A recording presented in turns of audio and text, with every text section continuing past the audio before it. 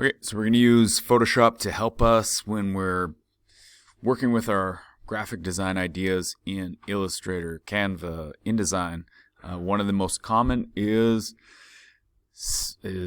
taking out a background and making it transparent and saving that image as a PNG. So I'm going to make this video quick in case you need to go back and reference it. But we've got Photoshop open. I'm going to go to our website here where we've got some school clothing that we want to add to our flyer. So I'm going to save this image. We'll just save it here.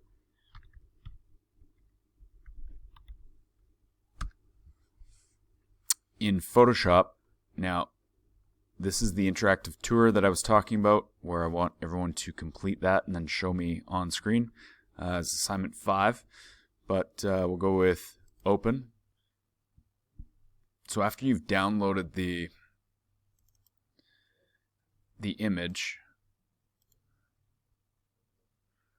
there's a really quick way to cut it out.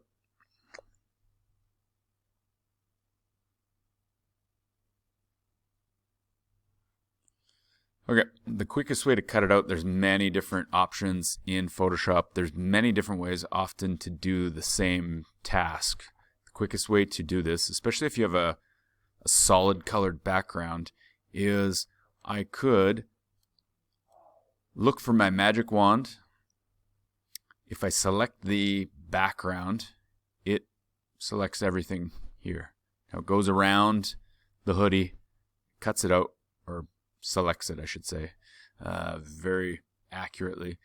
This space here under the arm, it's not connecting, it's not realizing that that is a part of the background. So all I have to do is, if I hold down Shift, a little plus button to add shows up. I select that area. Now it is selected all the white space here. If I go to select inverse, now I've just selected just the hoodie. If I go to my move tool, you should always have your transform controls on. This is like these bounding boxes where you could stretch and shrink and resize your image if you wanted to. Now I've got this hoodie area selected. I'm going to edit, copy. I'm going to go over here and create a new layer. I'm going to go edit, paste special, paste in place. So now I've actually got 2 hoodies, one on each layer. Now the background layer, I'm just going to hit the trash can here to delete that.